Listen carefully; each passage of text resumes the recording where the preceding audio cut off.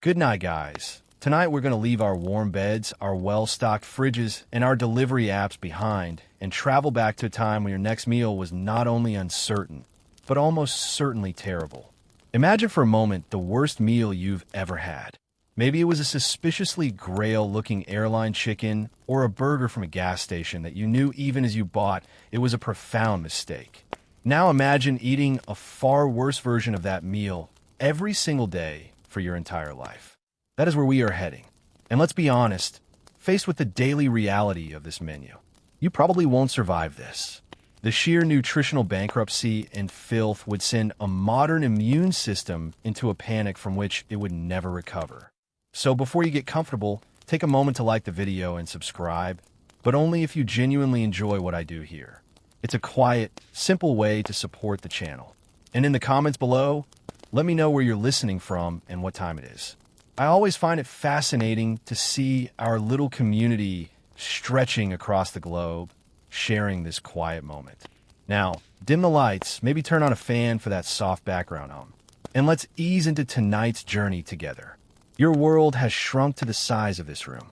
It's a single cramped space, what historians would call a peasant's crock house. The walls are a rough mixture of mud, straw, and animal dung known as Lee and Dorb, clinging to a crude wooden frame.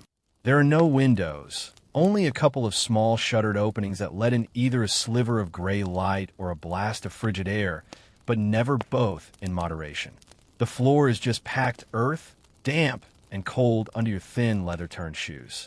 The air is thick, a permanent fog of wood smoke from the open hearth in the center of the room. It stings your eyes and coats the back of your throat, a constant acrid taste you've known since birth. This smoke is your only defense against the swarms of insects that live in the thatched roof above you. And it's a trade-off you accept without a second thought. In the middle of this smoky, dim reality hangs the single most important object in your life, the great black cast iron cauldron. It dangles from a hook over the low, smoldering fire, the silent soot-stained god around which your entire existence orbits. It is your family's stomach, its furnace, and its clock. Your day begins when something is added to it, and ends when you take your meager portion from it. This pot is never empty. It is never scrubbed clean. It is a living, breathing, simmering entity, a continuous cycle of sustenance and survival. And what's inside, you ask? You already know. You've known every day of your life is pottage. Don't imagine a hearty, flavorful stew. Erase from your mind any notion of a chunky vegetable soup or a creamy porridge. This is the ancestor of those dishes, but it's a grim, primordial version. The base of your pottage is whatever grain you manage to grow on your small strip of land, grudgingly allocated to you by the lord of the manor. It's usually oats or barley coarsely milled into a rough grit. Sometimes when the harvest is poor, it's just the sweepings from the mill floor, dusty mix of grain, chaff, and whatever else was lying around. This grit is tossed into the pot with water dipped from a nearby stream. The same stream where the villagers' animals drink and relieve themselves. Into this watery, gray GRL go the vegetables from your tuft, the small garden plot next to your hut. You throw in whatever is available. A handful of wrinkled peas, a tough stalked leek, the outer leaves of a cabbage, a few small woody turnips. Nothing is peeled. Nothing is chopped with any care. The dirt still clinging to the roots just adds to the texture, familiar grit between your teeth. This isn't the farm-to-table experience that modern foodies romanticize. This is a desperate attempt to add bulk and stave off the gnawing emptiness in your belly for a few more hours. Sometimes you might get lucky. You might find a few wild herbs like nettles or dandelion greens while gathering firewood. You toss them in not for a burst of bright herbaceous flavor, but for the vague, bitter greenness that momentarily cuts through the monotony. Historians still argue whether the contents of the peasant's cottage pot varied significantly by season or if it remained a depressingly consistent GRL year-round. While summer might offer more greens and autumn more root vegetables, the fundamental character of the dish, a bland, gritty brownish sludge, remains unchanged. This is what's known as a perpetual stew. The pot is never fully scraped out. You eat your evening meal, and whatever remains becomes the base for tomorrow. In the morning, you'll add more water, another handful of oats, maybe a wilted carrot. The flavors, such as they are, just layer and mingle over days, weeks, even months. It's the original slow cooker, except the goal isn't to develop deep, complex flavors. It's to prevent the absolute disaster of an empty pot. You are, in effect, eating a soup that contains the ghosts of last month's meals. It's a sobering thought. A little bit of that sour cabbage from 3 weeks ago is probably in the spoonful you're about to eat right now. The taste is, well, taste is a generous word. Is overwhelmingly soul-crushing, is soul-crushingly bland. The primary flavor is of damp grain with an undertone of earth and smoke. Sometimes, if it has been simmering for too long or the weather is warm, it takes on a slightly sour fermented tang. The texture is the worst part. It's a grainy, lumpy slurry like watery cement mix or wallpaper paste. It's thin one day, a thick spoon standing sludge the next. You don't chew it so much as you just process it. You swallow it down, feeling the lukewarm mass slide down your esophagus and settle heavily in your stomach. It's not food as you, or I would understand it, is fuel. It is the barest minimum required to give you the energy to get up tomorrow and work in the fields from sun up to sundown, which will in turn provide you with the grain to make more of this exact same pottage. The cycle is as inescapable as the mud on your floor and the smoke in your lungs. Is your life simmering in a pot? You lift a spoonful of the lukewarm pottage to your lips, but the act is incomplete. It's too thin, too unsatisfying on its own. Your other hand reaches for the second and arguably more important component of your meal. It sits on a rough hune table beside your wooden bowl, a hunk of bread. But again, you must dismiss any modern image your mind conjures. This is not a crusty sourdough, a fluffy brie, or even a simple, wholesome whole wheat loaf. What you have is a wedge hack from a dense, dark, heavy round. It's less of a loaf and more of a geological specimen, a brownish gray disk of compressed gloom. This is the bread of your daily life, and it is a sorrowful thing indeed. Its official name might be maslin bread, a common type made from a mixture of wheat and rye grown together in the same field. A medieval farmer's clever hedge against one crop or the other, failing. More often, though, especially in leaner times or farther north, it's made purely from rye or even barley. The flour isn't the soft, powdery dust, you know. It's a coarse, gritty meal full of bran and bits of husk. The color is a dismal gray-brown, the texture dense and close-grained, and it carries a distinctly sour, earthy taste that you've long since stopped noticing. It is in every sense the polar opposite of the Lord's bread. You've seen that before on feast days carried up to the great house. It's called manshik bread, and it's made from the finest sifted wheat flour, rendering it shockingly brilliantly white. It looks as soft as a cloud, a different species of food entirely. Your bread is not a cloud. Your bread is a fist-sized rock. You don't have an oven in your one-room hovel. A private oven is a luxury you cannot even conceive of. Like everyone else in the village, you're bound by law to use the Lord's communal oven. This is a mainstream historical fact, known as a venality or feudal due. The Lord builds and maintains the oven, and in return you must pay a fee to use it, often in the form of a portion of your dough. So once a week, if you're lucky, maybe once every 2 weeks if you're not, your mother or wife would have made the journey to the village baker carrying the family's dough. This infrequency means your bread is designed for longevity, not pleasure. The loaf you're eating right now could be 10 days old. Fresh bread is a memory that lasts for about a day before it begins its inevitable transformation into a brick. This is where things get truly grim. The bread itself is already a nutritional powerhouse of sadness, but often contains more than just flour, water, and starter. Historians debate just how widespread the most egregious forms of adulteration were. But personal accounts and court records from the period make it clear that it was a constant fear and a frequent reality. Everyone in the chain, from the miller to the baker, was looking to stretch their profits. Your precious grain taken to the mill might come back lighter than it should with the miller, having taken more than his fair share to make up the weight or to bulk out the flour. All sorts of unsavory things could be added. Fine sand, chalk dust, clay, sawdust from the mill floor. All of these could be mixed into the flour. Sometimes cheaper fillers like dried and ground peas or beans were used, which were at least edible, if not exactly what you paid for. The result is sitting in your hand. You can feel it as you chew. There's a persistent, low-level grit. It's a texture you're so used to, you barely register it consciously, but your teeth do. By the time you're 30, your teeth will likely be worn down, flattened by years of grinding, not just coarse bran, but literal sand. A toothache for you is not an inconvenience. It's a potential death sentence. And if you're unlucky enough to get a loaf with a higher concentration of filler, you'll feel in your gut. A heavy, indigestible knot that offers bulk but no nutrition. It's the ultimate culinary scam. Food that makes you feel full while quietly starving you. You could probably build a wall with this stuff. And some days it feels like that's what's happening in your intestines. Because the loaf is so old and hard, you can't simply bite into it. You use your knife, the same all-purpose knife you use for mending tools and cleaning your fingernails to saw off a piece.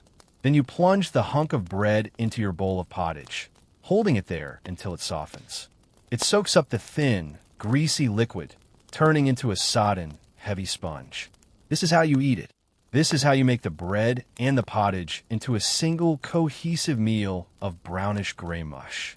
The flavors, the sourness of the rye, and the blandness of the jarrell merge into the singular taste of survival. You eat slowly, methodically, working the gritty, soggy mass around in your mouth before swallowing. There's a strange and quirky tidbit from the time about how you define your social status by your bread. The whiter and finer the bread, the closer you were to God and the king. Your dark, heavy loaf marks you, defines you, keeps you in your place. It is the perfect symbol of your life. It is hard. It is monotonous. It is full of hidden grit that wears you down day by day. And you must be grateful to have it at all, because as bad as this bread is, the only thing worse is no bread. And that is a terror you will soon come to know. The last of the sodden bread and pottage settles in your stomach, a familiar, heavy weight.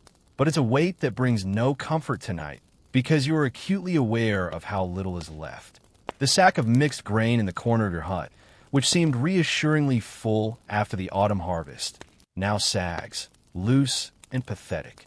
The remaining salted fish in the barrel are few and leathery, and the last of the dried peas have been scooped from the bottom of their sack. You're entering the most feared time of the year, a period known to agricultural historians and more intimately to you as the Hungry Gap. This is the grim interval of late spring and early summer, roughly from May to late June or even July. It is a cruel paradox. Outside, the world is bursting with new life. The days are growing longer. The fields are turning a vibrant green with new shoots of wheat and barley, and the birds are singing in the hedgerows. But for you, this explosion of life is a form of torture. It is a promise of food that is still weeks or even months away. The bounty of nature is visible, but it is not yet edible. The new crops are too young to harvest, and the last year's food stores are, to put it, simply gone. The terror of the Hungry Gap is not a sudden dramatic event. It's a slow, creeping dread that begins in the dead of winter and builds with each passing week. You've been rationing for months, cutting the daily portion of the pottage, making the bread with more filler and less flour. Now the rationing has reached its crisis point. Your meals, which were already meager, have become ghosts of their former selves. The pottage is now little more than brownish water with a few stray grains and a single lonely turnip floating sadly in the pot. Your stomach, which has known a low-level ache for months, now clenches with a sharp, insistent pain. You see the effects everywhere. The village, usually a place of quiet, rhythmic work, has become subdued. People move more slowly, their faces gaunt and pale. Usual chatter and laughter of children is gone, replaced by a fretful silence. You look at your own children, their limbs thin, their bellies starting to swell slightly, a telltale sign of severe malnutrition. Their usual energy has evaporated, leaving them listless and quiet. It is a quiet that terrifies you more than any scream.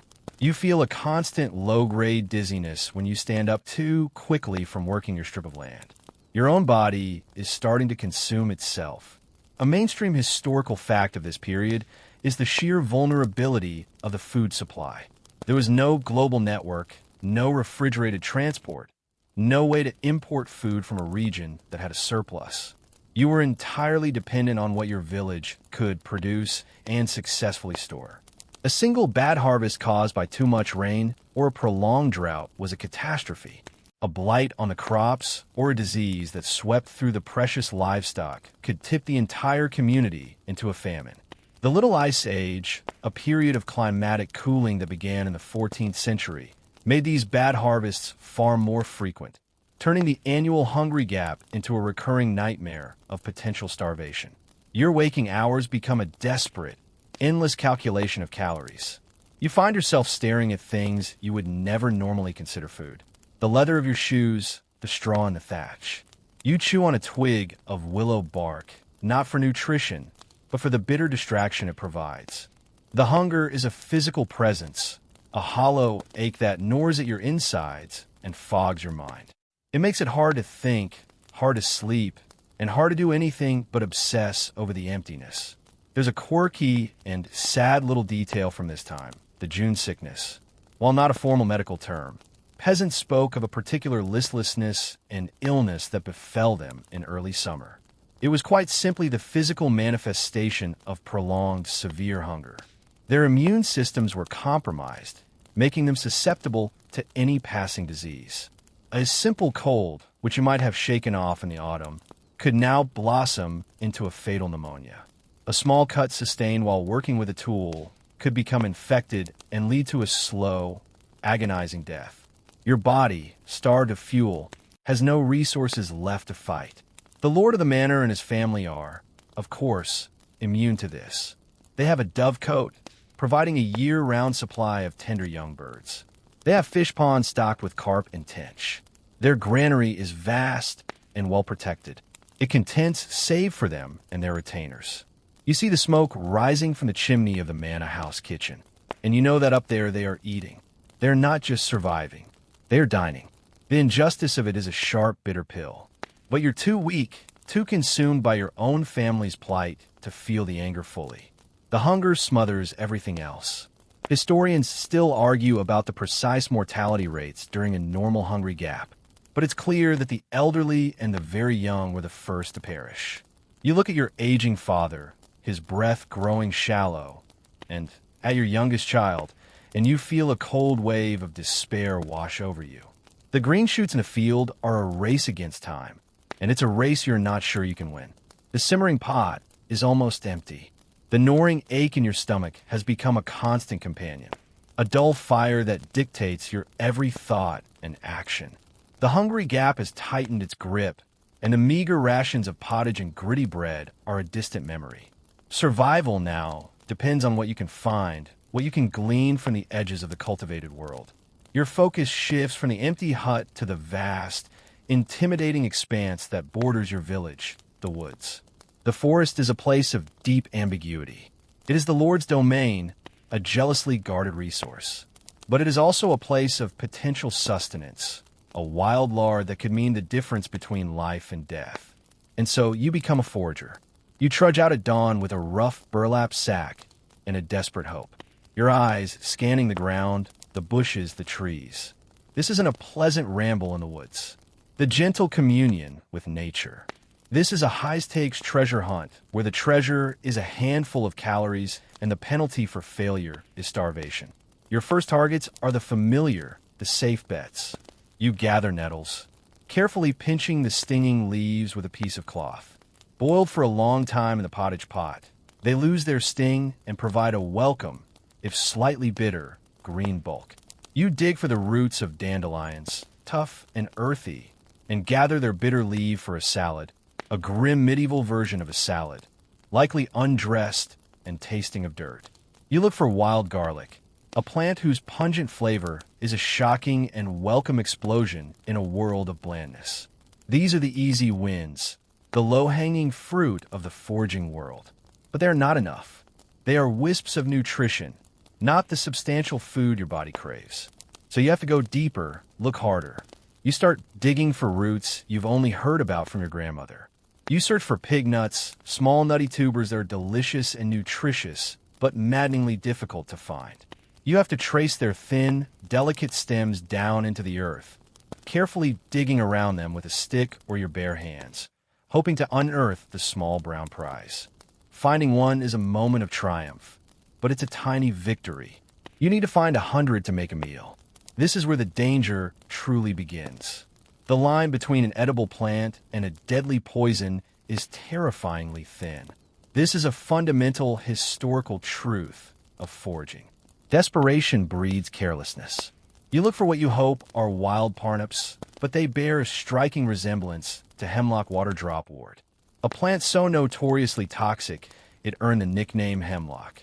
A single root of this plant contains enough poison to kill a cow, and its toxins induce a horrifying death, starting with a witch-like grin on the victim's face, a phenomenon known as a sardonic smile.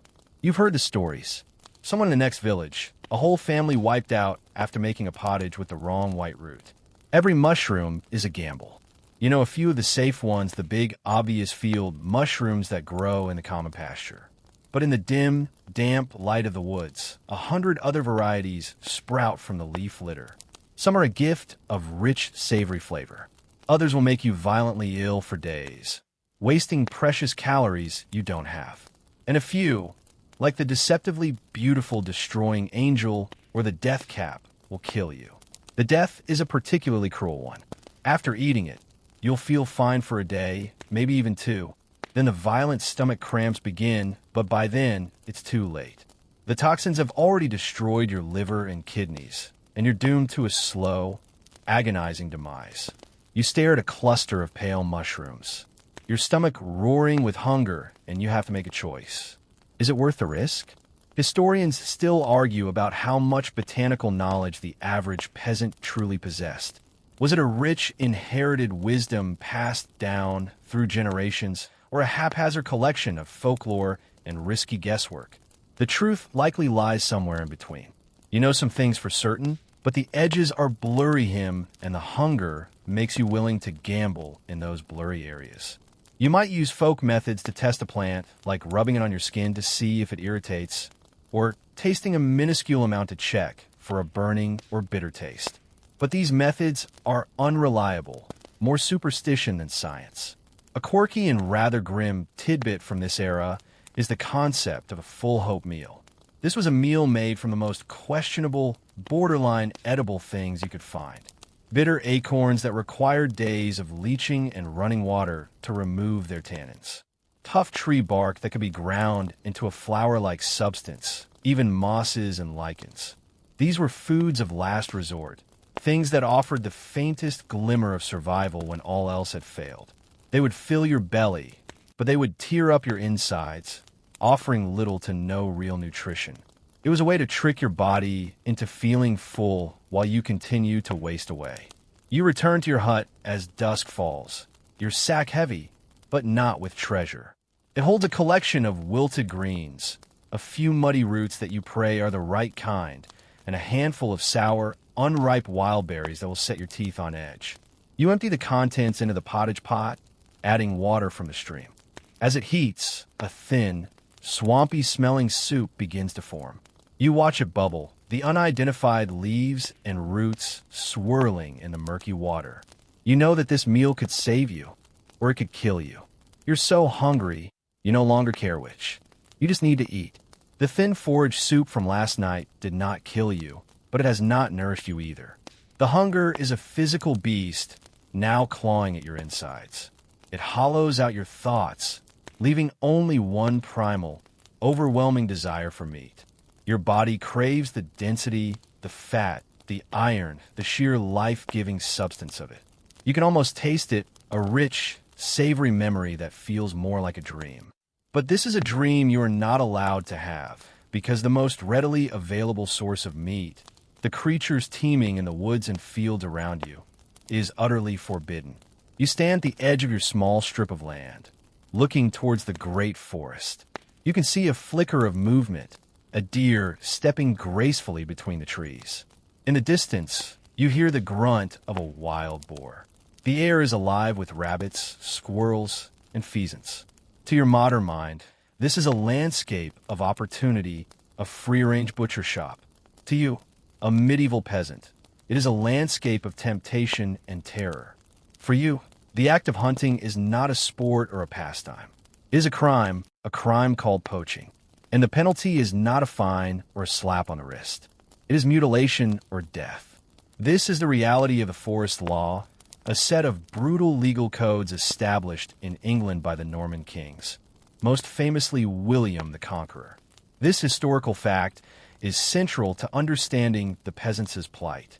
The forests were not public land. They were the king's personal pantry and playground. He and the nobles he granted rights to were the only ones permitted to hunt the beasts of the chase, primarily deer, but also wild boar, wolves, and foxes. To enforce this, vast swaths of England were designated as royal forests, areas subject not to common law, but to this separate draconian legal system. A royal forest wasn't just woods. It could include villages, fields, and entire communities, all living under this oppressive jurisdiction. The punishments were designed to be a terrifying deterrent.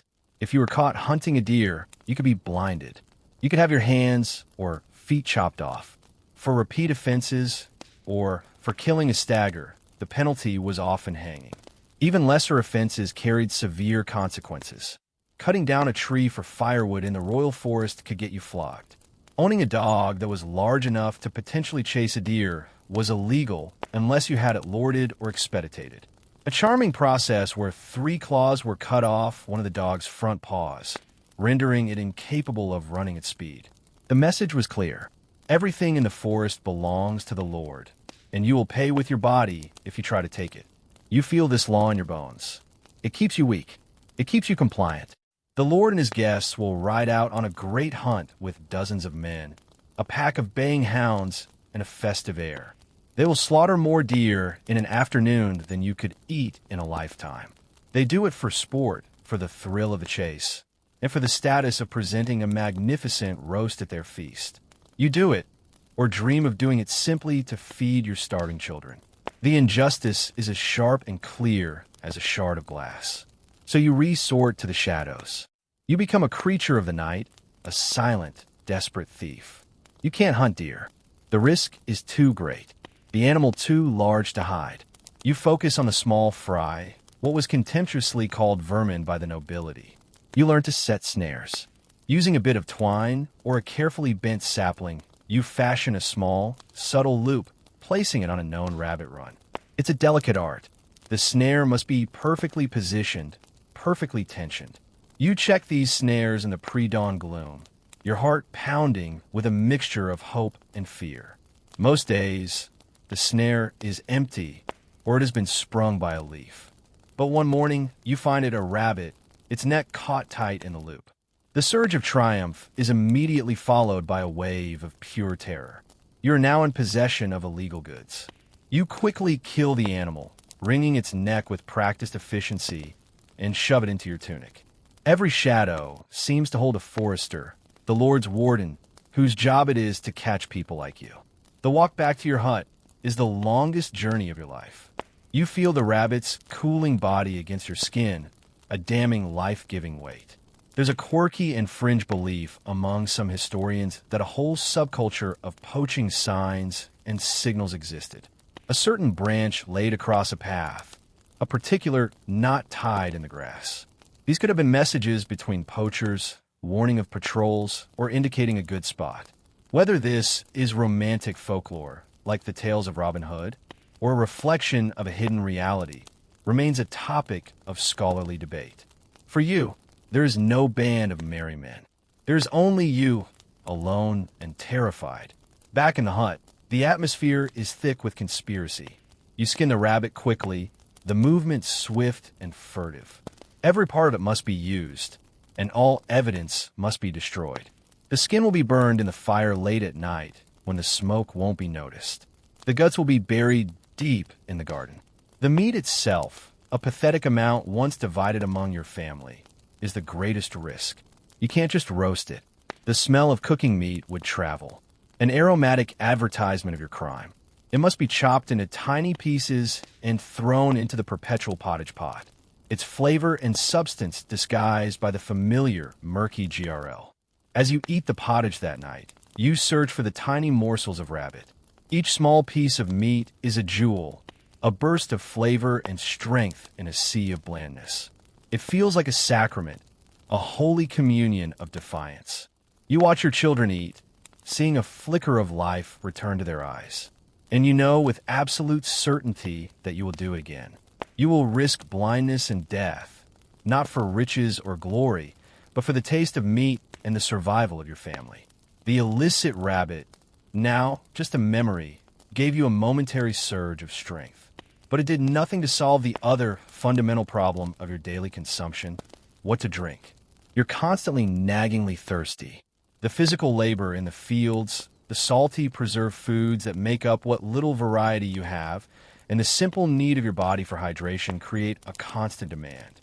But quenching that thirst is one of the most dangerous things you can do. You walk to the communal village well, or more likely to the nearby stream that runs past the edge of your settlement. You lower a wooden bucket into the water. As you pull it up, you try not to look too closely at what's floating in it.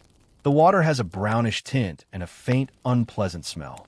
You know exactly why this stream is not a pristine, bubbling brook.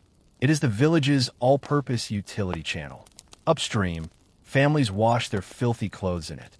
The village tanner, a few hundred yards away, scrapes hides and dumps the foul-smelling, chemical-laden waste water into the current. The local butcher, when there is an animal to be slaughtered, rinses the blood and offal into the same stream. And most significantly, it serves as the de facto sewer for both human and animal waste. The concept of sanitation is utterly alien. Your village has no sewage system. People relieve themselves in cesspits dug near their homes, which frequently overflow during heavy rains, leaching their contents into the ground and eventually into the water table in the stream. Animals wander freely, defecating wherever they please, all of this biological waste teeming with bacteria like E. coli, salmonella, and the microbes that cause cholera and typhoid is concentrated in your only water source. To a modern person, a single cup of this water would be a biological time bomb, a guaranteed trip to the emergency room. For you, it's just water. You know on a gut level that this water is not good. You've seen what happens. People, especially infants and the elderly, are frequently struck down by what you call the flux or dysentery. It's a terrifying illness that causes violent stomach cramps, fever, and a bloody, watery diarrhea that drains the life from a person in a matter of days. You don't understand the germ theory of disease. That's a scientific revolution still centuries away. You attribute it to bad air, an imbalance of your bodily humors, or the wrath of God. But you do make the connection. Drinking too much of the water, especially in the hot summer months when the stream is low and stagnant, often leads to sickness. So what is the alternative? The answer is on your table in a large earthenware jug: ale. Or to be more specific, small ale. This is the ubiquitous drink of your time, consumed by men, women, and even children from morning till night. And here we arrive at a classic mainstream historical fact that is often misunderstood. You don't drink ale primarily to get drunk. You drink it because it is paradoxically safer than the water. The process of making ale involves boiling the water, which unbeknownst to you kills most of the harmful pathogens. The fermentation process, where yeast converts sugars into alcohol, further inhibits the growth of bacteria. The result is a beverage that is far less likely to give you a fatal case of the flux. But let's be clear about what this ale is. It is not the strong, flavorful, hoppy craft beer you might know today. Hops, which act as a preservative and add that characteristic bitter flavor, were not widely used in English brewing until the 15th century. Your ale is an unhopped, fermented grain beverage. It's made from barley, oats, or wheat, and it tastes like fizzy liquid bread. It's cloudy, yeasty, and has a slightly sour tang. The small ale that is your daily drink is the product of a second or even third rinsing of the grain mash, making it very low in alcohol, probably around 1–2% ABV, perhaps even less. It's just alcoholic enough to be safe, but not so strong that you can't drink it all day while working in the fields. A stronger, more flavorful ale would be reserved for holidays and special occasions. The production of this ale is a cornerstone of village life, and it's almost entirely the domain of women. The ale wife or brewster was a common figure in every village. She would brew batches of ale in her home, and when it was ready she would signal that it was for sale by placing a broom or a decorated pole and ale stake over her door. This quirky tidbit is considered by some to be a distant ancestor of the modern pub sign. The quality of ale could vary wildly from one breaster to the next, and a bad batch could be a source of village-wide grumbling. Historians still argue about the true nutritional value of this medieval ale.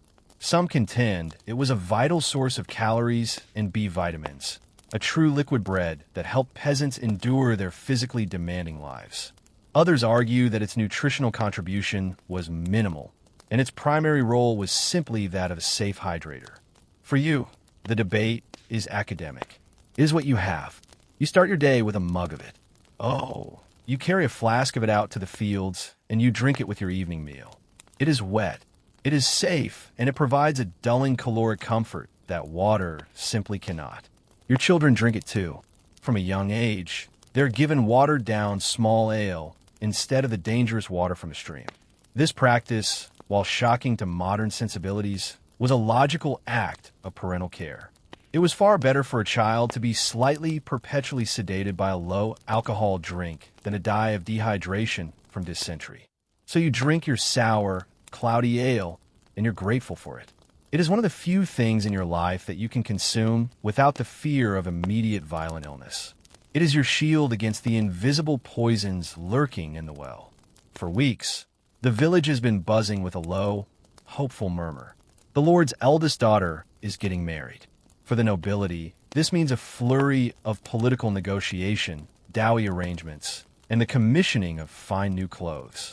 For you, it means something far more important, a feast. Not a feast for you in a manor house. Of course, that is a world away. But a celebration of this magnitude always has a ripple effect. The Lord, in a gesture of magnanimity, and to ensure his peasants are healthy enough to work his lands and pray for his new son-in-law, will grant a boon. And that boon you pray will involve meat.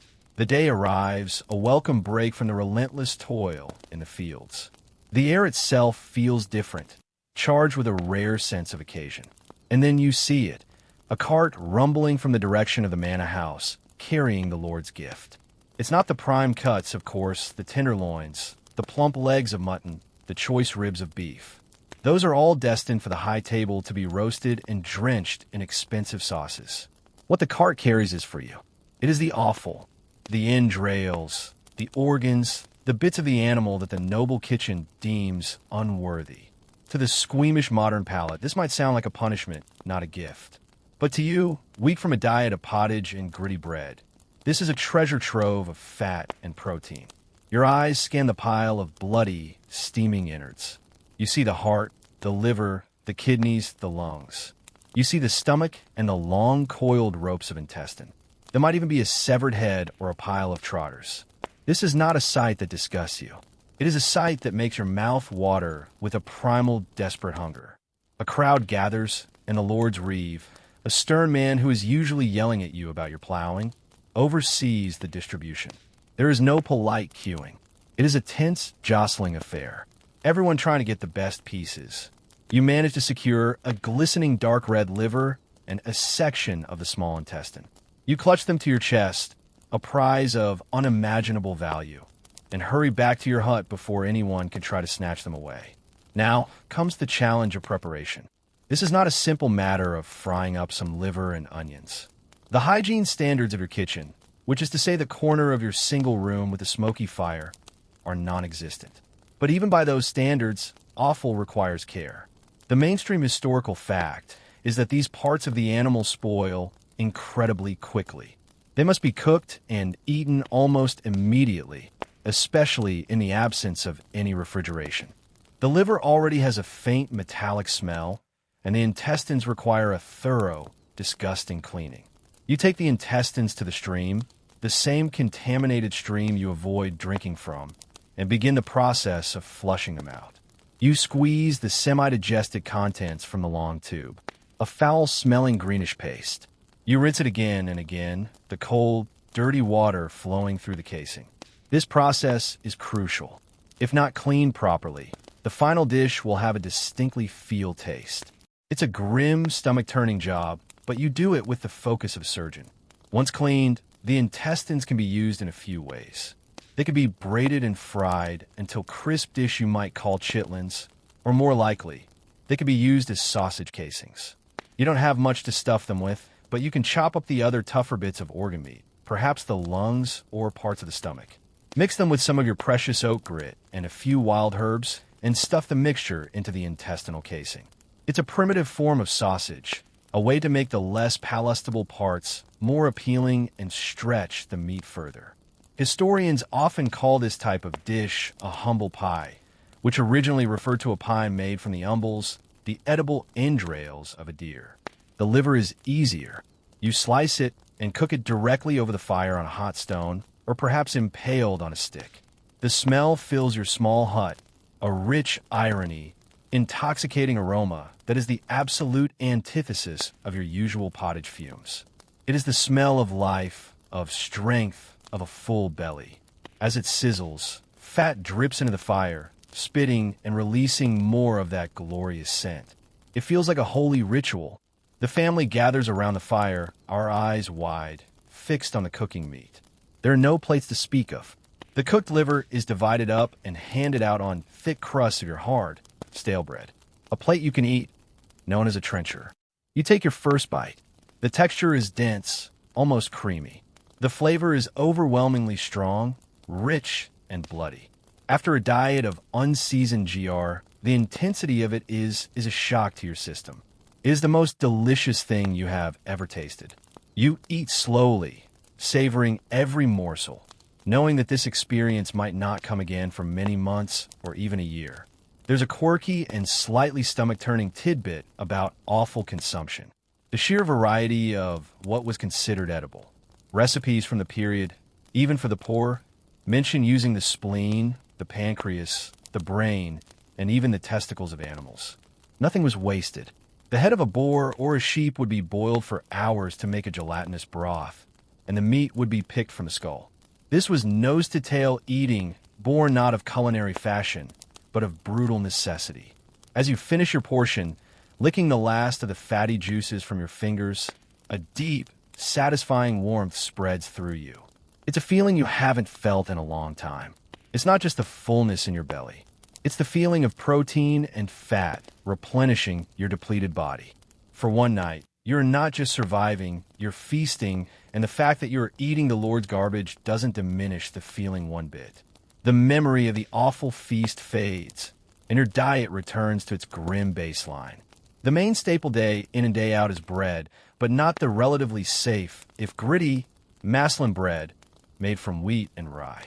In your particular region, the soil is poor and the climate is harsh, which means the dominant crop is rye. It's a hardy, resilient grain that can grow where others fail. And so, your daily bread is a dense, dark, almost black loaf made entirely from rye flour. It has a strong, sour flavor that you've come to associate with the very taste of sustenance itself. But this humble rye bread carries a hidden, terrifying danger, a microscopic stowaway that can unleash hell on your village. It begins subtly. A neighbor, a man you've known your whole life, starts to complain of a strange tingling in his fingers and toes. He dismisses it as the cold, but it persists, growing into a burning sensation, a feeling he describes as fire running through his veins. Then his wife and children start to feel it, too. Within a week, the whole family is afflicted. They within their beds, screaming in agony from the fiery pain. This is the first stage of a horrifying affliction known to medieval people as ignis saca, the holy fire. Today we know it as ergotism. This is a mainstream historical fact of medieval life that is as fascinating as it is terrifying.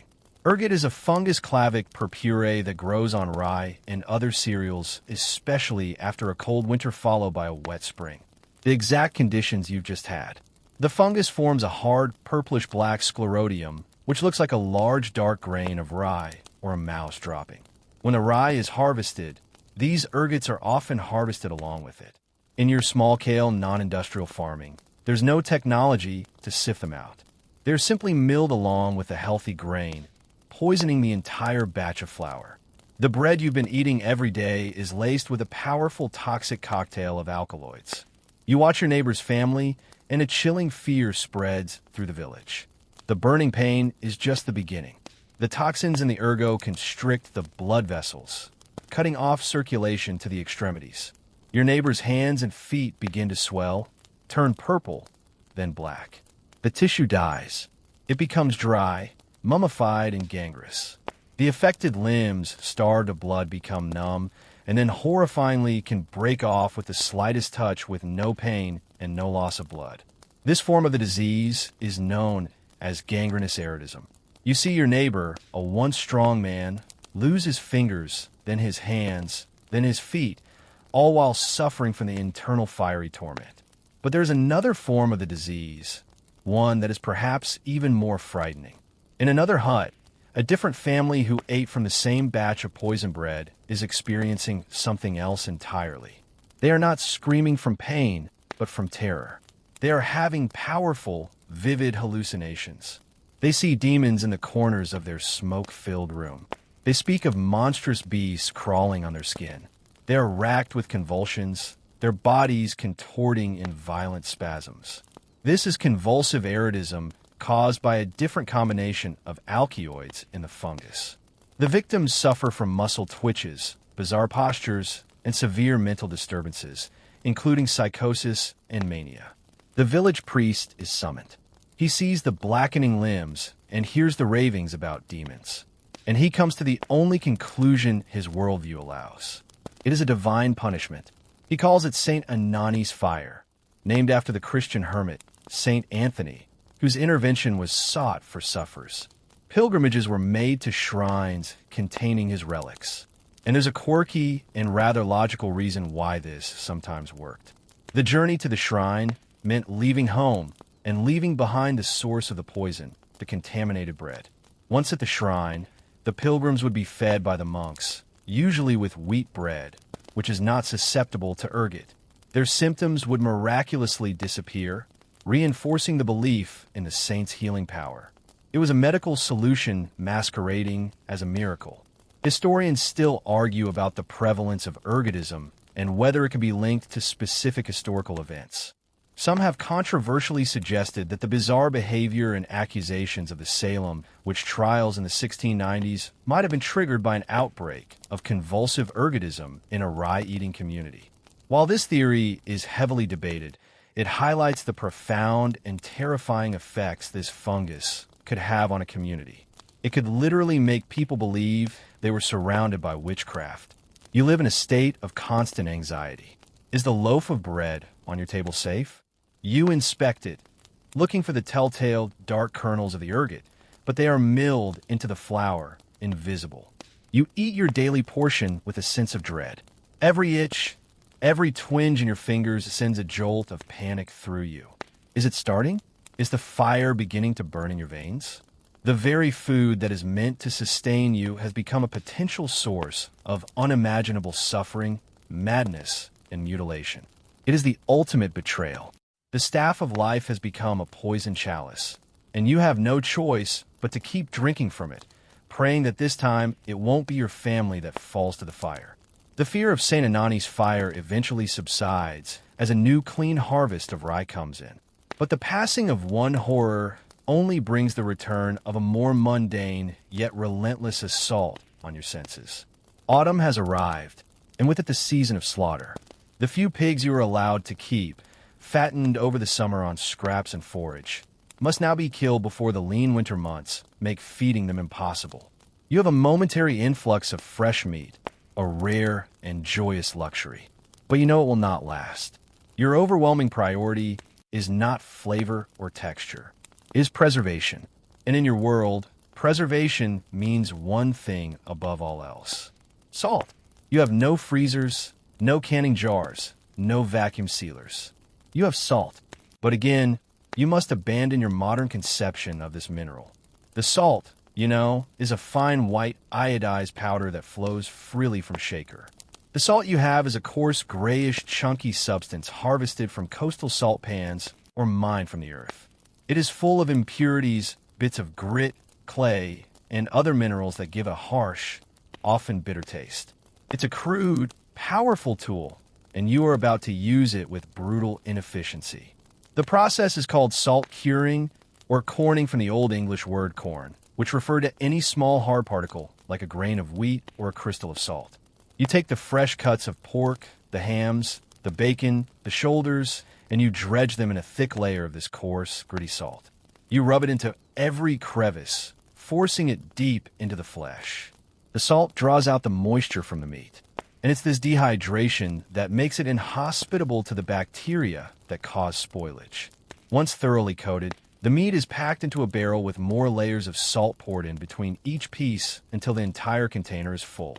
There will sit for weeks or months, slowly transforming from fresh meat into a preserved rock-hard slab of salt pork. This is a mainstream historical fact that dictated the flavor profile of an entire era. For most of the year, for most people, any meat or fish you ate was not fresh. It was heavily, aggressively salted. This was true for the peasant eating his salt pork and for the sailor on a long voyage gnawing on salt beef.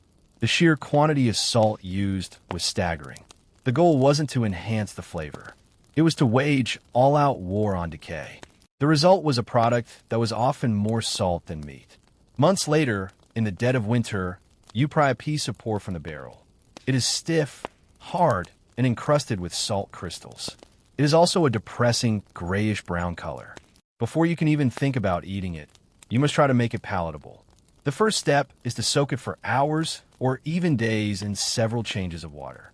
You place the slab of meat in a bucket of precious water, the same contaminated water you use for everything else, hoping to draw out some of the overwhelming saltiness. The water quickly becomes a cloudy, briny soup. You change it again and again, but you can never get it all out. After a lengthy soaking, the meat is still incredibly salty.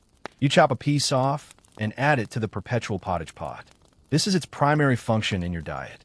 A small piece of salt pork simmering in the pot for hours will release some of its flavor and fat into the GRL. The pottage, usually a monument to blandness, will suddenly have a greasy, smoky, and intensely saline character.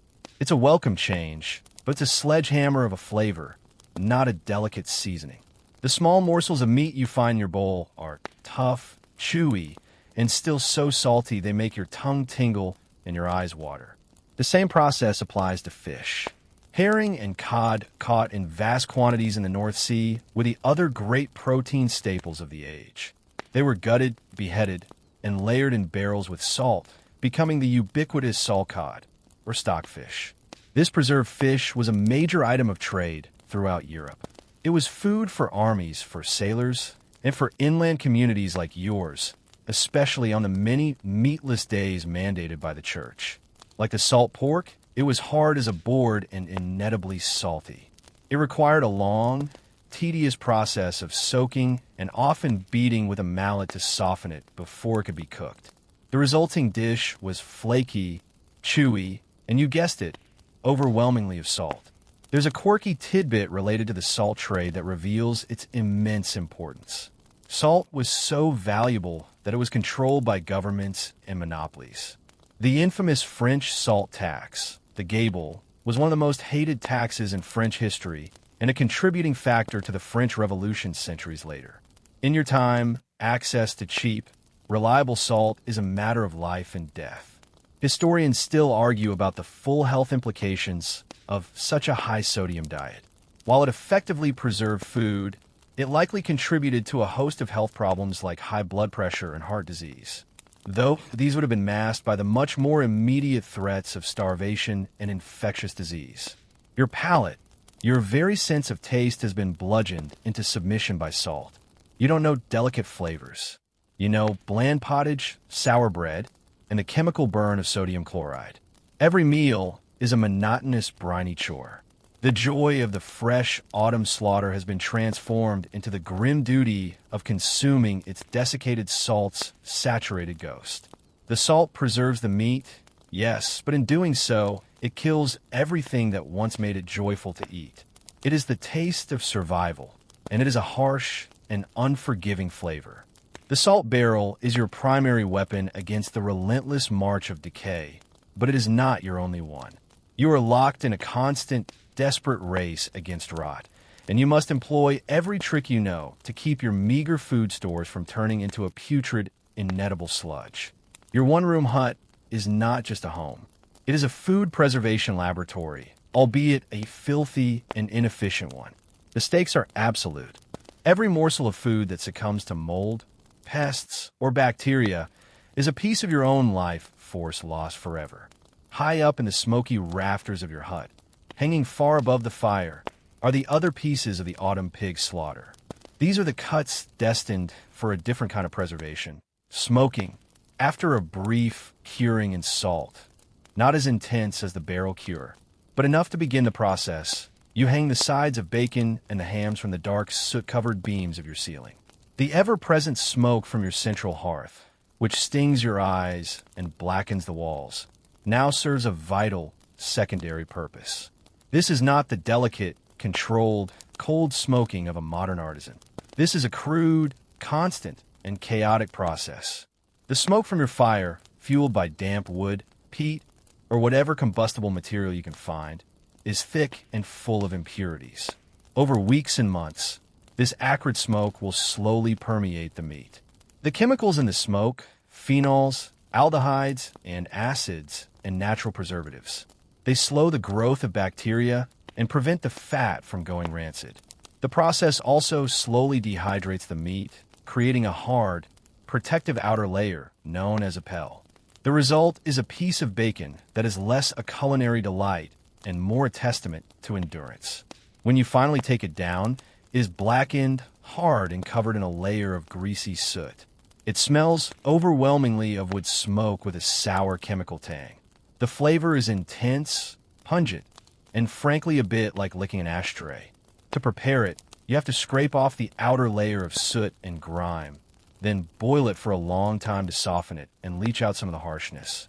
Like the salt pork, its primary role is to be a flavoring agent for the pottage pot, lending its powerful smoky essence to the bland GRL. Drying is another crucial technique.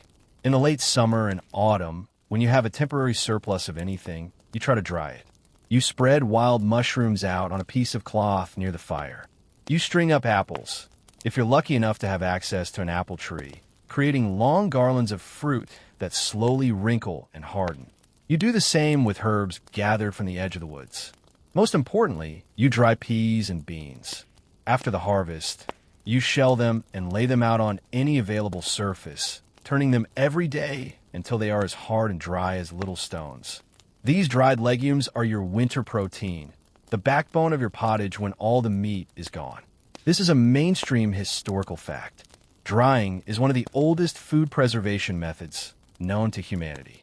It's simple, effective, and requires no special equipment.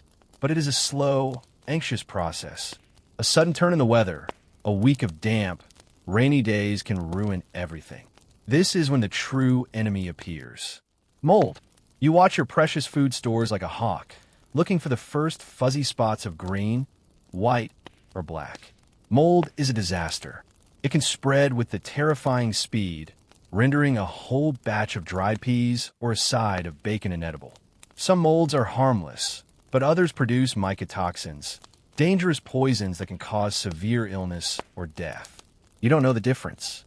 To you, all mold is a sign of failure, a victory for the forces of decay. Historians still argue about how medieval people dealt with food that was on the turn. Did they throw it away, or did they simply cut off the bad bits and eat the rest? The scholarly consensus leans towards the latter. You cannot afford to waste a single calorie. If a piece of your smoked bacon has a patch of mold, you will scrape it off vigorously.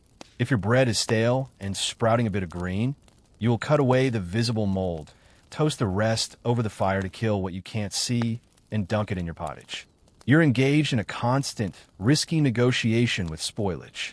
You eat food that a modern person would classify as hazardous waste, and you pray that your constitution is strong enough to handle it. And then there are the pests. Your hut is a shared living space. Mice and rats are a constant presence, bold and fearless. They can chew through a cloth sack in a single night, feasting on your grain and befalling what they don't eat with their dropping. You try to store your grain in earthenware pots with heavy lids, but the pests are relentless. Insects are even worse. Weevils infest the flour, leaving it full of tiny holes and squirming larvae. You try to sift them out, but you never get them all. It's a source of what some anthropologists cheekily call accidental protein.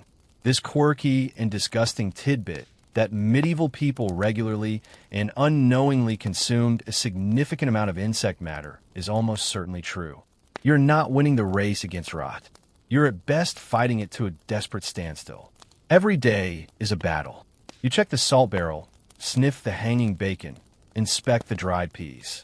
You're a curator of a museum of decay, a reluctant expert in the subtle signs of spoilage.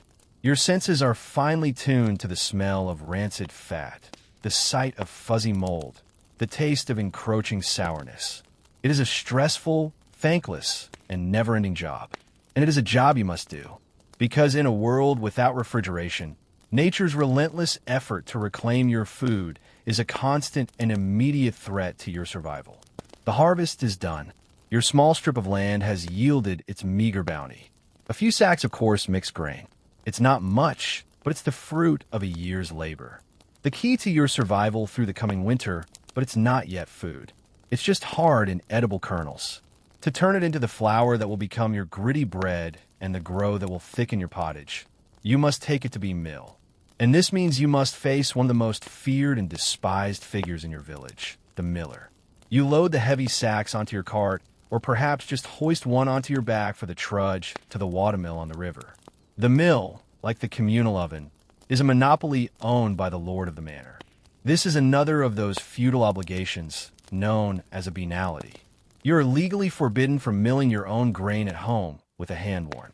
All grain grown on the manor must be processed at the lord's mill, and the miller is his appointed agent. This gives him immense power over you, and it is a power he is known to abuse. The stereotype of the greedy, thieving miller is a powerful and persistent one in medieval literature. Chaucer, in his Canterbury Tales, paints a classic portrait of the miller as a brawny, cheating, foul-mouthed brute with a thumb of gold. This mainstream historical trope wasn't just a literary invention. It reflected a genuine and widespread peasant grievance. The miller was the middleman who stood between your hard work and your daily bread, and he had 100 ways to steal from you. As you arrive at the mill, you are greeted by the thunderous noise of the water turning the massive millstones. The air is thick with a fine choking dust that coats everything in a pale film. The miller emerges from the gloom, a stout man perpetually covered in a dusting of white flour that seems to accent his sneer. You state your business, and he hefts your sacks, judging their weight with a practiced air of condescension. His fee, known as multure, is paid in kind. He's entitled to take a certain portion of your grain as payment for milling the rest.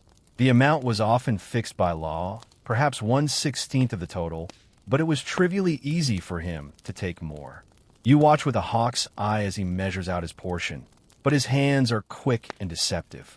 He might use a rigged measure, one with a false bottom.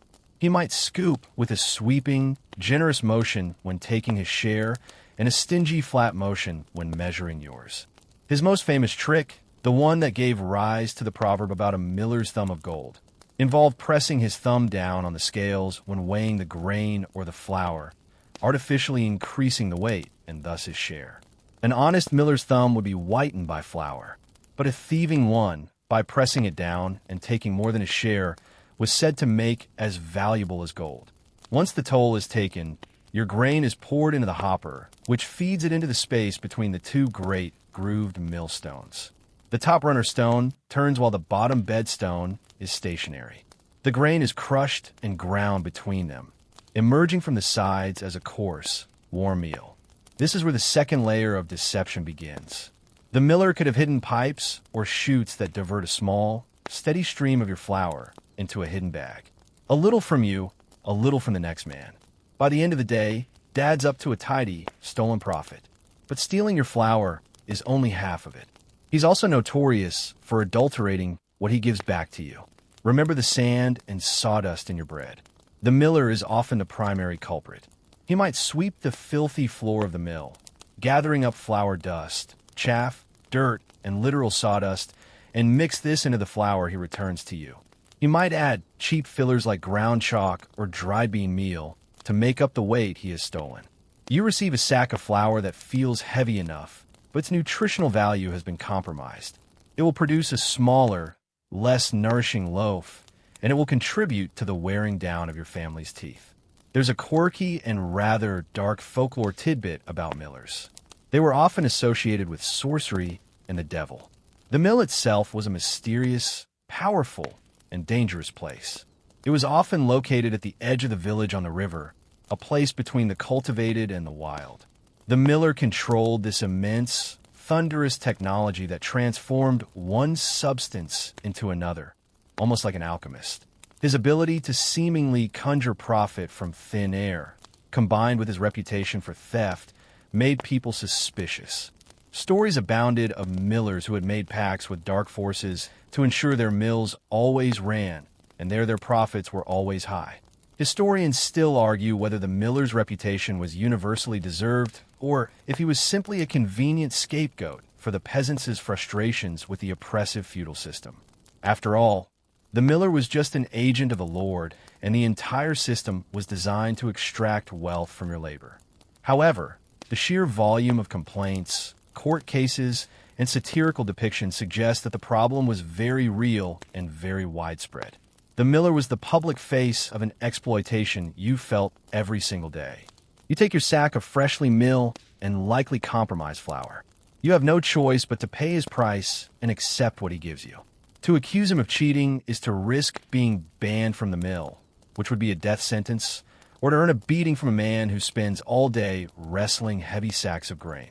You shoulder the sack, the precious dusty weight of it, a cold comfort. You have survived the encounter, but you know you have been cheated. The bread you make from this flour will be a little grittier, a little less wholesome.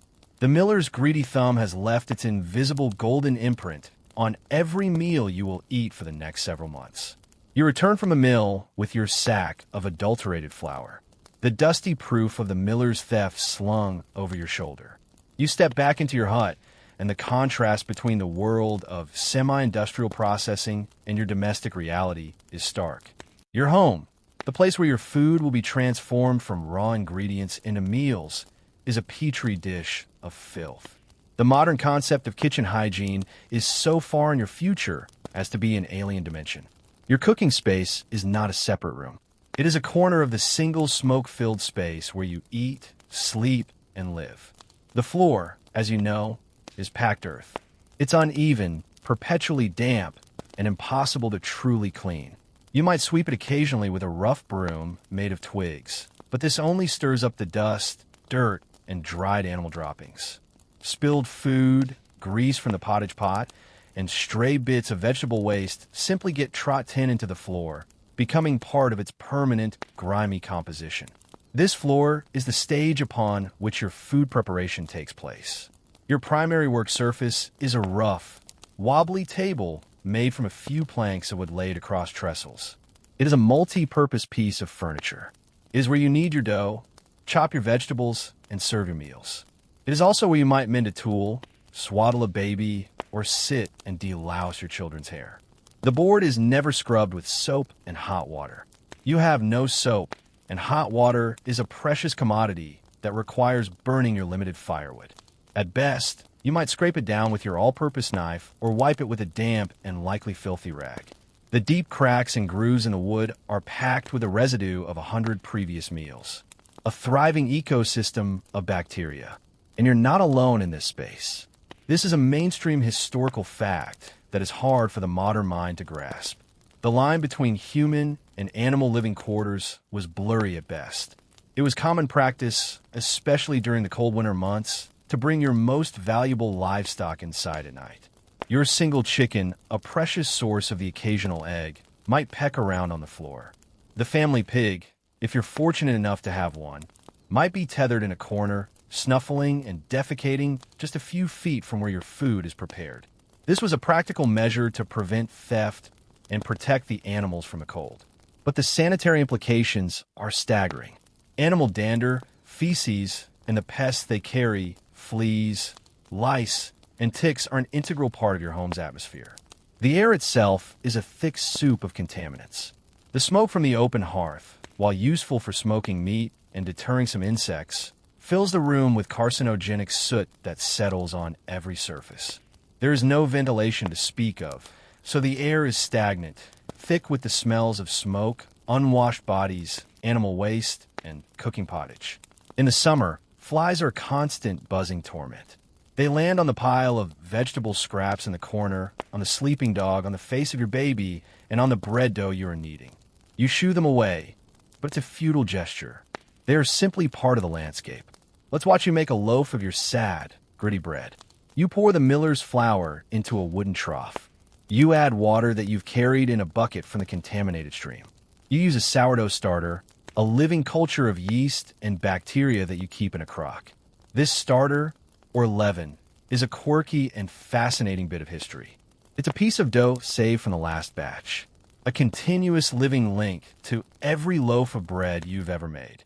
Some families might have had starters that were in theory generations old. While romantic, this also meant that any bad bacteria that got into the starter were propagated indefinitely. You need the dough on your multi-purpose table, your unwashed hands working the gritty flour. A chicken wanders past, pecking at a stray bit of dough that falls to the floor. You chew it away. The baby cries, and you pause to comfort it before returning to your kneading without washing your hands. The finished dough is left to rise in the same wooden trough, perhaps covered with the same multi-purpose cloth you use for everything else. You're not thinking about cross-contamination or germ theory. You're thinking about getting the bread made before you have to go out and work the fields. Historians still argue about the true impact of this lack of hygiene on daily health. Some argue that medieval people must have developed incredibly robust immune systems from this constant low-level exposure to pathogens from birth. Their bodies were a battleground, and their immune systems were seasoned veterans. Others contend that this filth was a primary contributor to the staggeringly high rates of infant mortality and a low average life expectancy. A simple stomach bug contracted from a contaminated bit of food could easily be fatal for the very young or the elderly. The truth is likely a combination of both. You are tougher than a modern human, but you're also much more likely to die from something that a simple bar of soap could have prevented. Finally, consider your cooking utensils. You have one great iron cauldron for pottage.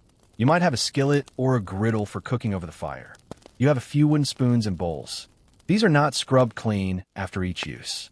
They're at best wiped out or swished in a bucket of cold water. The porous wood of the spoons and bowls absorbs the flavors, fats, and bacteria of every meal, becoming permanently stained and greasy.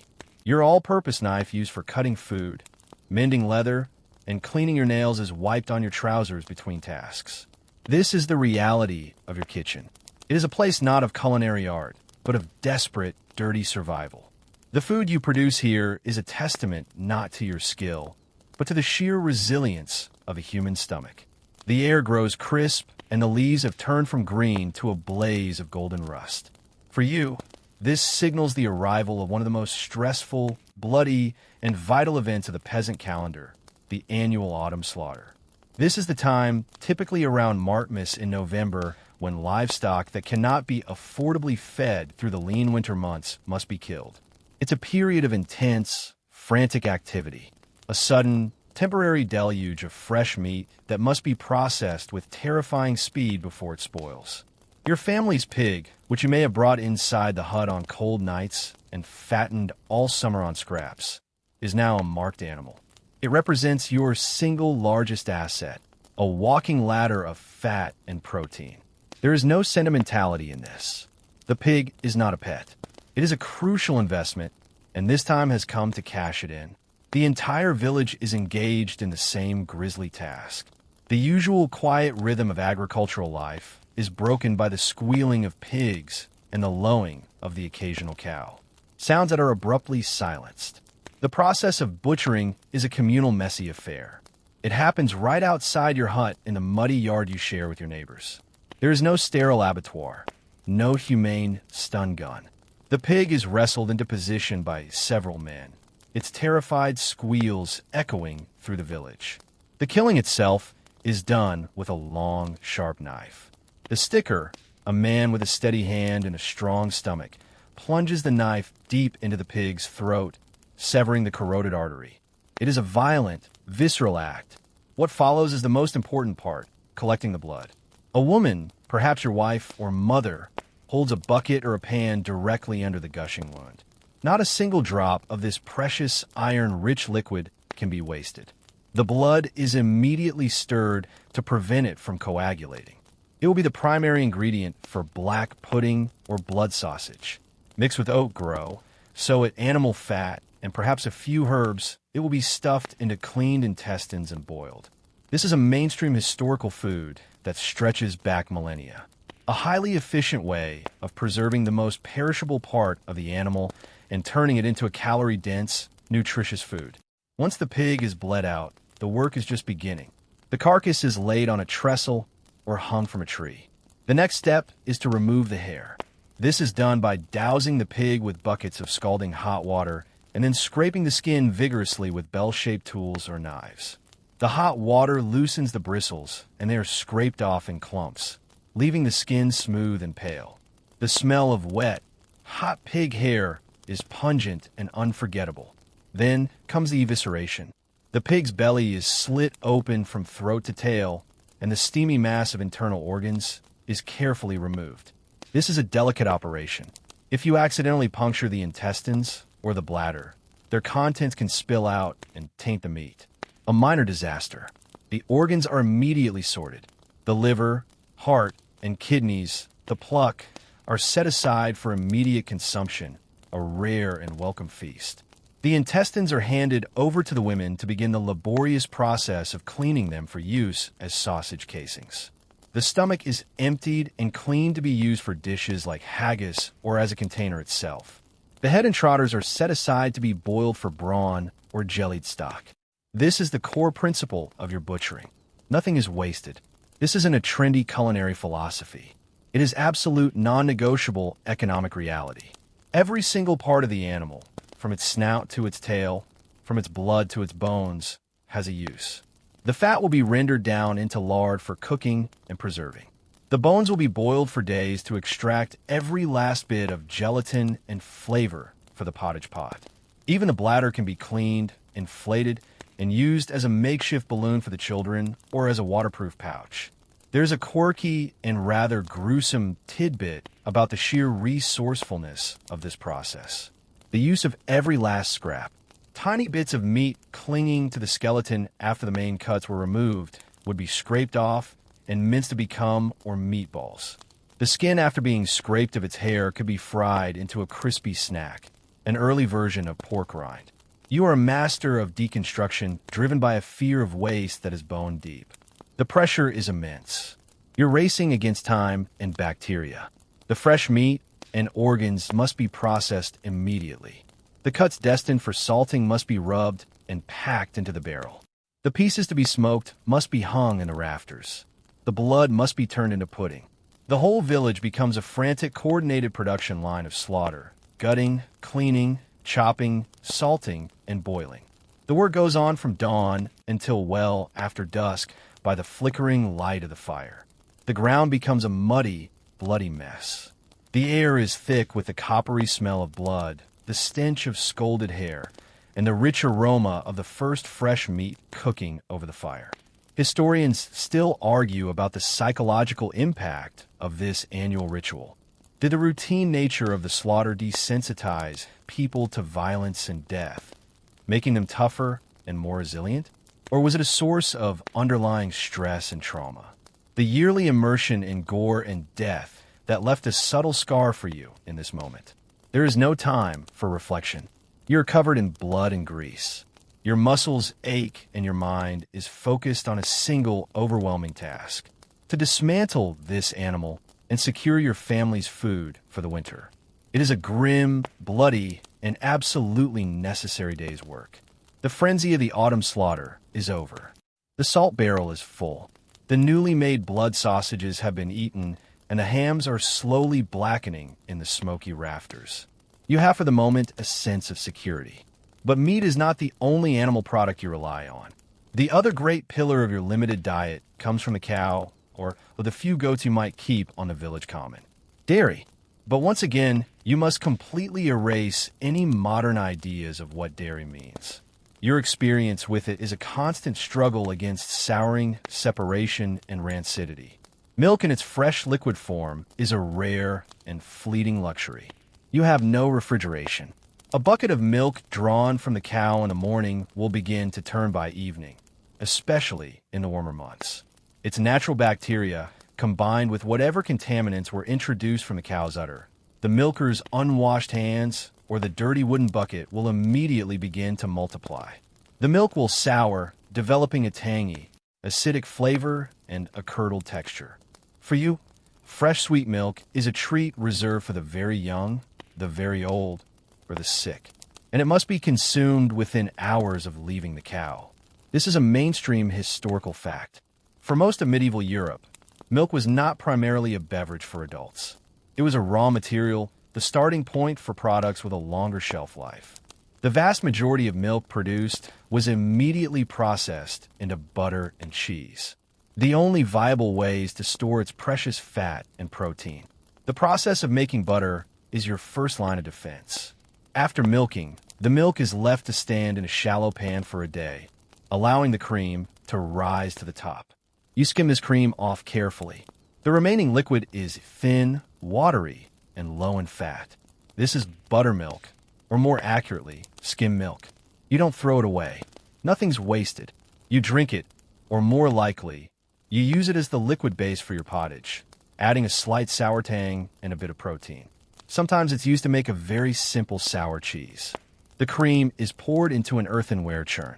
You then begin the laborious process of churning, agitating the cream with a wooden plunger or dasher for what feels like an eternity. It's a physically demanding job, often performed by the women of the household. After a long time, a magical transformation occurs. The fat globules in the cream begin to clump together, separating from the liquid. You gather these golden, waxy clumps. This is your butter. The liquid left behind is the true buttermilk, a sour, refreshing drink that is another small bonus of the process. But this butter is not the sweet, creamy, pale yellow product. You know, it is often a deep yellow or almost orange, a result of the beta-carotene in the grass the cows eat, and it is incredibly perishable. To preserve it, you must salt it heavily, mixing in coarse, gritty salt. This salty, often slightly tangy butter is then packed into earthenware pots or wooden firkins. It will keep for a while, but it is in a constant battle with rancidity. The fat molecules will slowly oxidize, developing a foul, pungent smell and a sharp, acrid taste. You're well acquainted with the taste of slightly off butter. Unless you're eating it within a few days of churning, certain level of rancidity is just part of the flavor profile. Cheese is the other major product, the ultimate way to concentrate and preserve milk. The process is a form of controlled spoilage. You gently heat a pot of milk over the fire and add a coagulant. You don't have commercially produced rennet. A quirky but common historical method was to use a piece of a calf's or lamb's stomach, which naturally contains the enzyme or various plant extracts like nettle or thistle. This causes the milk to separate into solid curds and liquid whey. The whey, a watery greenish liquid, is drained off. It's full of protein and nutrients, so of course it is not discarded. It is a common drink for the poorest of the poor, and it can also be used to boil the pottage or fed to the pigs. The curds are the beginning of your cheese. For a simple fresh cheese, you might just press them in a cloth bag, squeezing out the excess whey, and eat it within a day or two. It's soft, crumbly, and very sour. But to create a cheese that will last the winter, you need to remove as much moisture as possible. The curds are salted, broken up, and packed tightly into a wooden mold. Then a heavy stone is placed on top, pressing the curd for days, squeezing out every last drop of whey. The resulting wheel of cheese is dense, hard, and dry. It is then taken to a cool, dark place to age. This aging process develops flavor, but it also invites other organisms. The cheese will grow a rind of mold, which you will either scrape off or learn to live with. It will be nibbled at by cheese mites, tiny arachnids that create a fine gray dust on the surface. The final product, the cheese you eat in the depths of winter, is a rock-hard, intensely flavored, and incredibly salty substance.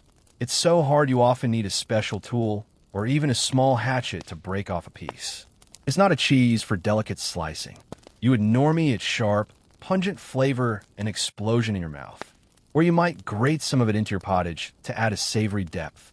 Historians still argue about the diversity of peasant cheeses, but the defining characteristics were almost certainly hardness, saltiness, and a powerful, often barnyard aroma that would be considered a major fault in most modern cheesem. Your relationship with dairy is one of constant management and compromise. It is a race to transform a perishable liquid into a stable solid. You are a master of curdling, churning, and pressing, not out of craft, but out of necessity. The flavors you associate with milk products are not sweet and fresh, but sour, salty, and pungent. They're the flavors of a food that has been pulled back from the brink of decay. A testament to your daily desperate ingenuity. You've endured the hungry gap. You have survived the filth of your kitchen, the cheating of the miller, and the relentless assault of salt on your palate. You have learned to live with a baseline of hunger, a constant low-level ache that is as familiar as the smoky air in your hut. But you're about to face a new level of hell. The year is 1315, and the weather has turned against you in a way that is not just unfortunate, but apocalyptic. It begins with the rain. Not just a wet spring, but a deluge. It starts in May, and it does not stop. Day after day, a cold, relentless rain soaks the fields, turning your small strips of land into a quagmire of mud.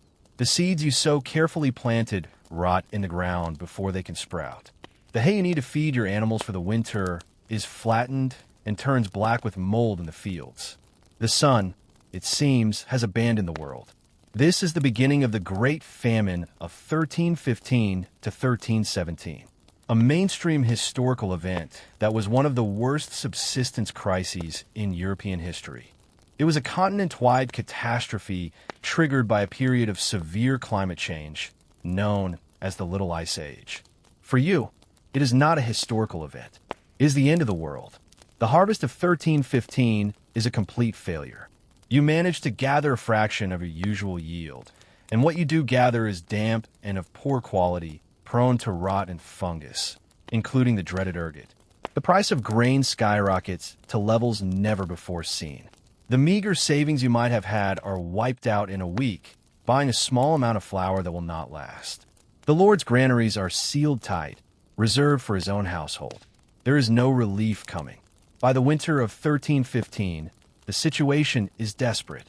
The perpetually simmering pottage pot is now just a pot of brownish water flavored with a single moldy turnip. The bread is gone. The salted meat from last year's slaughter is gone. You've already stripped the woods of every edible root, leaf, and berry. You've eaten the nettles, the dandelions, the bark from the trees. You've ground acorns into a bitter, indigestible flour. The village falls silent.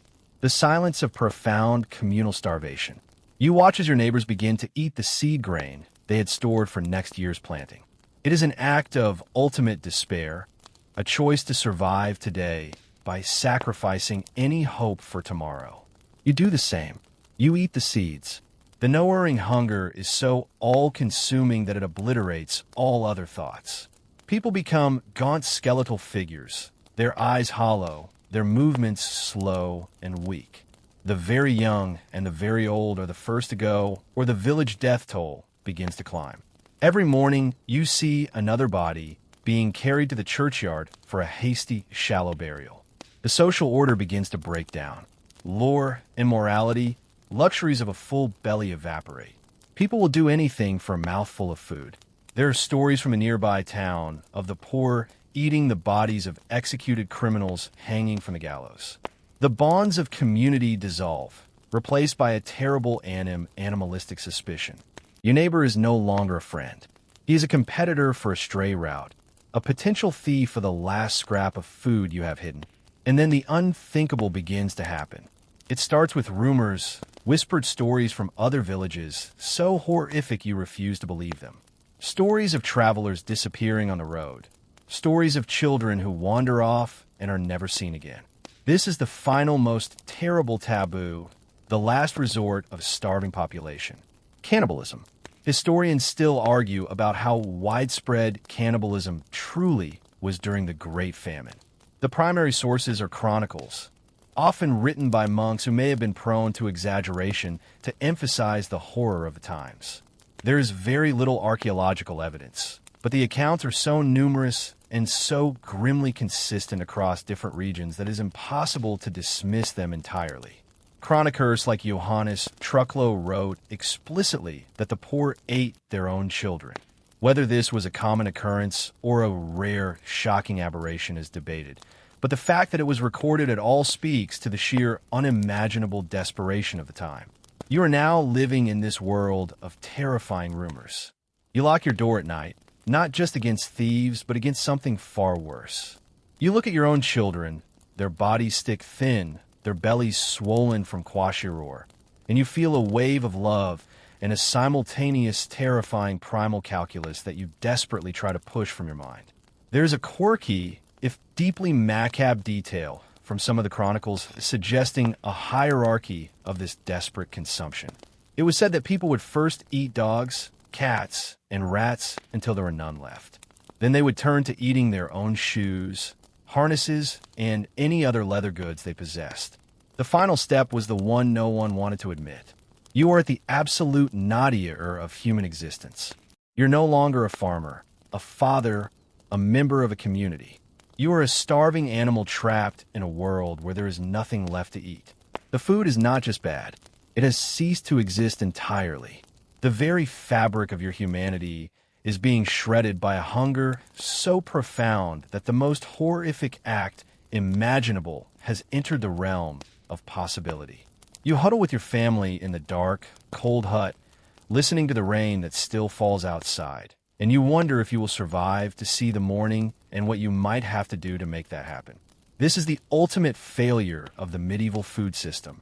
Not just that it was foul or monotonous, but that it was so fragile it could collapse into the deepest pit of horror. Somehow you survived. The Great Famine receded. The rains eventually stopped, and the harvest slowly returned to a semblance of normalcy. But the experience has changed you.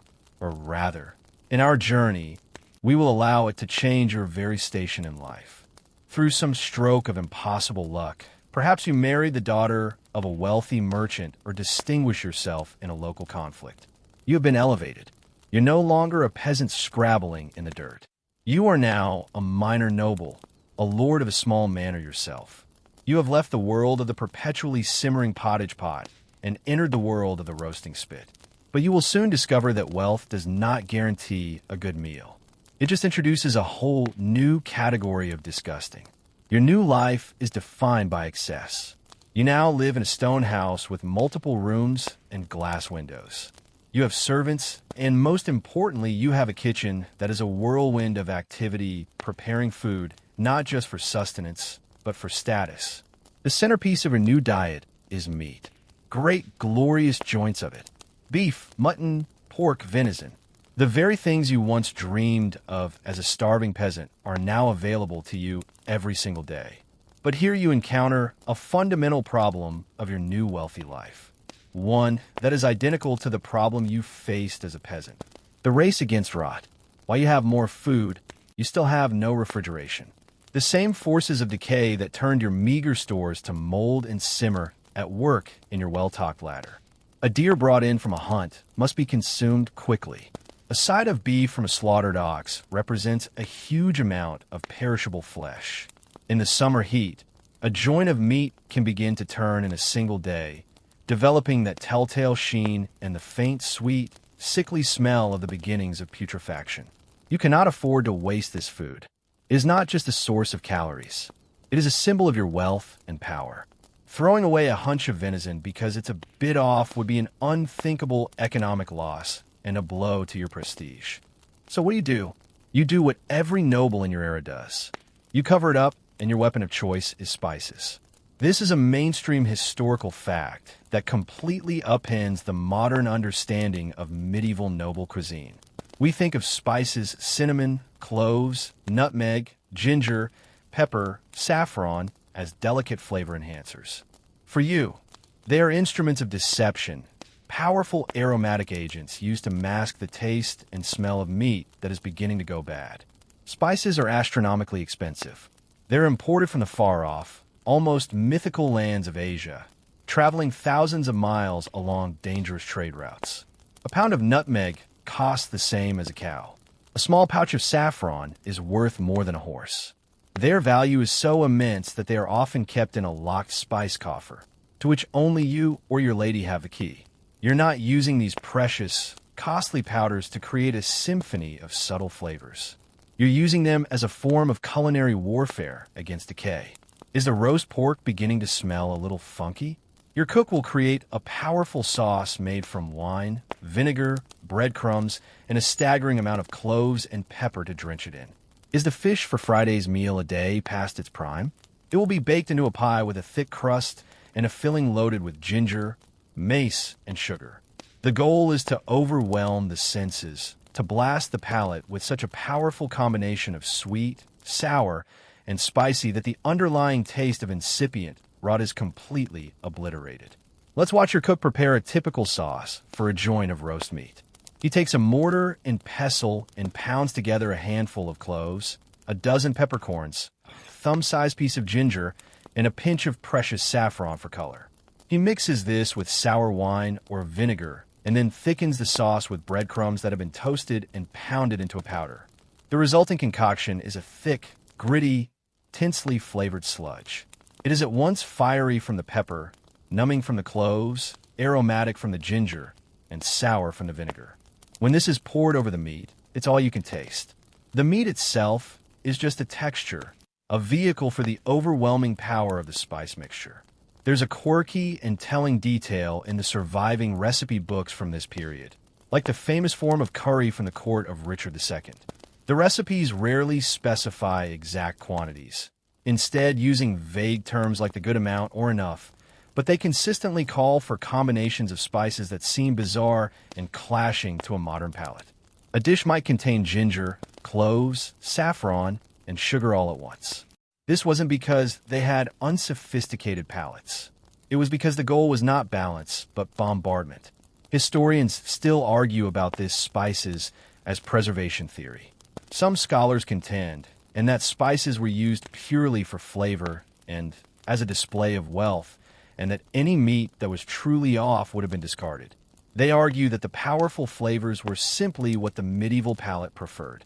Others maintain that while spices do have some mild antimicrobial properties, their primary function was indeed to make slightly spoiled food palatable. The truth probably lies in the middle.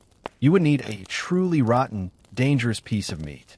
But a piece of meat that was merely high or GY, a polite euphemism for starting to decay, was fair game if its flaws could be masked by a sufficiently powerful and expensive layer of spice. So here you are at the high table in your hall, a servant placing a platter in front of you. On it is a piece of mutton, swimming in a dark, fragrant, and gritty sauce. You take a bite. The heat of the pepper stings your tongue. The perfume of the cloves fills your sinuses, and a wave of exotic warmth spreads through your mouth. You can barely taste the meat itself. You're eating your wealth, and you're eating a testament to the fact that even for the rich, the fundamental problem of medieval food remained the same. You're still in a desperate race against rot. But now you fight it not with crude salt, but with the gilded, aromatic hammer of imported spice.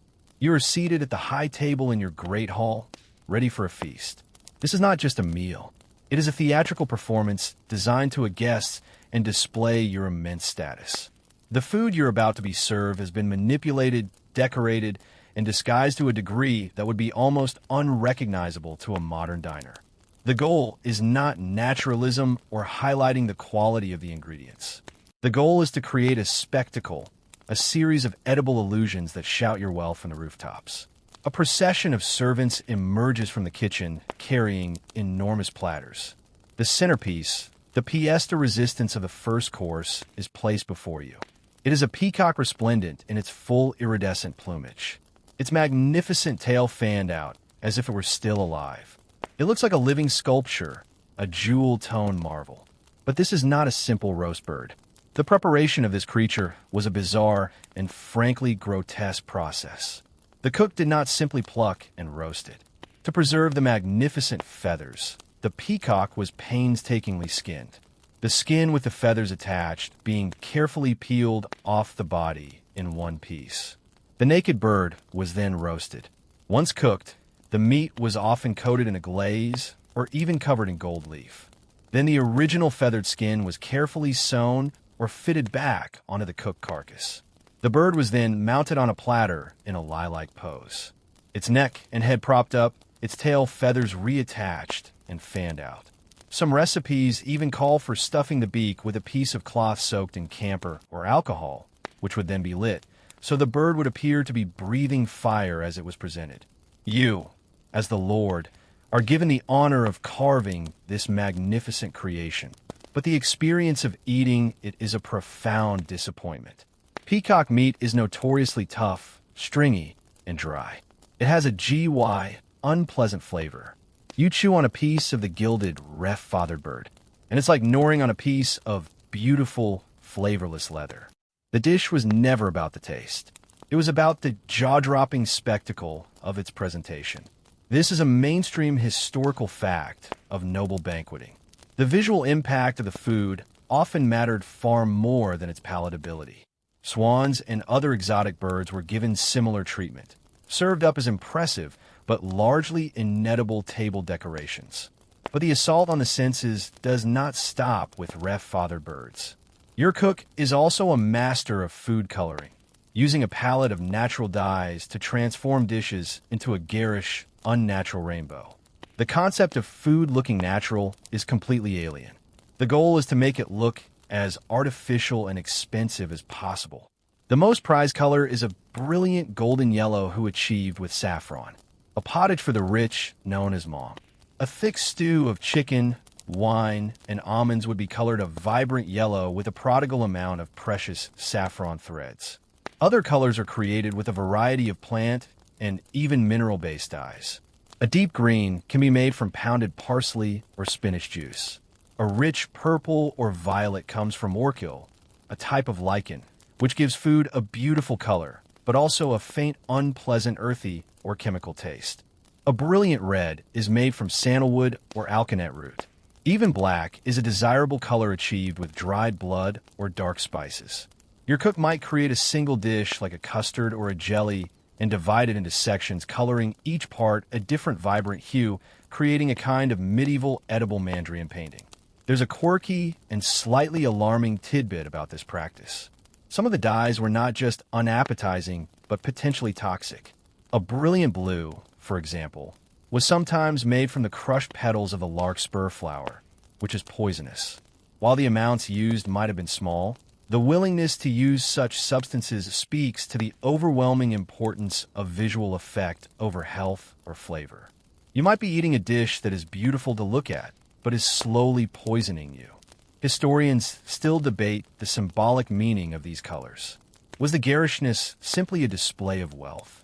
The ability to afford the expensive dyeing agents and the skilled labor to apply them?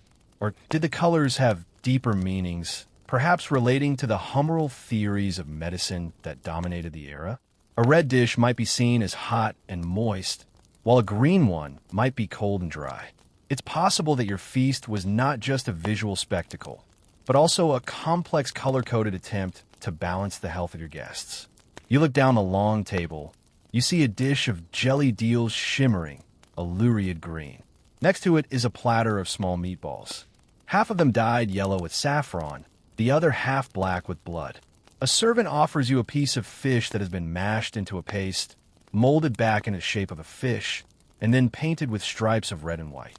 It is a psychedelic, almost hallucinatory landscape of food that has been tortured into artifice. The experience is profoundly disorienting. Nothing tastes like it looks. The beautiful peacock tastes like shoe leather. The vibrant green jelly tastes vaguely of pond scum and parsley. The red and white striped fish paste tastes of ginger and cloves. It is a cuisine of complete sensory dissonance. You're not eating food. You are consuming symbols. Each garishly colored, unnaturally shaped dish is a testament to your power, your ability to bend nature to your will, to transform the raw and the real into the artificial and the impressive. It is in its own way just as grim as the peasant's pottage. It is food that has had its soul ripped out and replaced with a gaudy, inedible costume. The parade of ref-fathered peacocks and unnaturally dyed jellies is only the beginning. You settle in for the main event, the feast proper. This is not a simple three-course meal. It is a grueling hours endurance event, a marathon of consumption and display that is governed by rigid ceremony and designed more for pageantry than for pleasure. The great hall is cold despite the huge fire roaring in the hearth. The stone walls seem to leach the warmth from the air, and you can feel a constant faint draft on the back of your neck.